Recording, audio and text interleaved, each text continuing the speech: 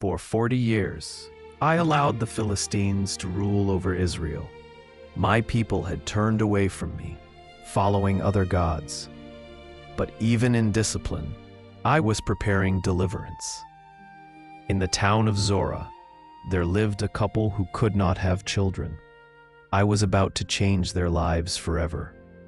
My angel appeared to Manoah's wife. "You are barren," the angel said, "but you will conceive and bear a son. No razor may be used on his head, for he will be a Nazirite, dedicated to God from birth. He will begin the deliverance of Israel from the Philistines." The woman gave birth to a son and named him Samson. The boy grew, and I blessed him. My spirit began to stir within him. He was set apart from birth, with long hair as the sign of his vow. In him I placed strength, unlike anything the world had ever seen. As a young man, Samson went to Timnah and saw a Philistine woman he wanted to marry. On the way, a young lion came roaring toward him. My spirit came powerfully upon him, and he tore the lion apart with his bare hands as if it were a young goat. He told no one what he had done. At his wedding feast, Samson posed a riddle to 30 Philistine men. When they cheated, using his wife to discover the answer, Samson's anger burned. My spirit came upon him, and he struck down 30 Philistines. The marriage was ruined. The conflict had begun. When Samson learned his wife had been given to another man, his rage knew no bounds. He caught 300 foxes, tied torches to their tails, and set them loose in the Philistine grain fields. The standing grain vineyards and olive groves were consumed by fire. One man against a nation. The Philistines came against Samson with an army. 3,000 men of Judah bound Samson and delivered him to the enemy. But my spirit rushed upon him. The ropes on his arms became like charred flax. He found a fresh jawbone of a donkey and struck down 1,000 men. Samson went to Gaza and stayed with a woman there. The Philistines surrounded the place, waiting to kill him at dawn. But Samson rose at midnight, took hold of the city gates, posts, bar and all, and carried them on his shoulders to a hilltop. Nothing could contain him. Then Samson fell in love with a woman named Delilah in the valley of Sorek. The Philistine rulers came to her with silver.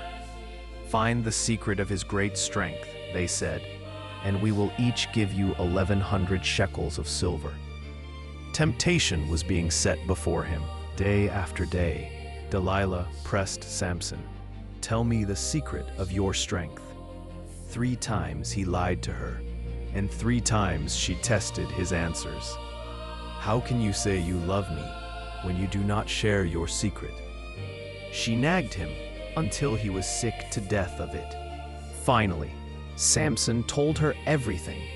"No razor has ever been used on my head because I have been a Nazirite dedicated to God from birth. If my head were shaved, my strength would leave me." He laid his heart bare to one who would betray him. He should have known better. Delilah lulled Samson to sleep on her lap. She called a man to shave off the 7 braids of his hair. His strength left him. The Philistines seized him. He awoke, thinking he would shake himself free as before. But he did not know that I had departed from him. The Philistines gouged out Samson's eyes and brought him down to Gaza. They bound him with bronze shackles and set him to grinding grain in the prison. The mighty champion, now a blind slave. Sin always takes you further than you want to go and costs more than you want to pay. But the hair on his head began to grow again. The Philistines did not notice.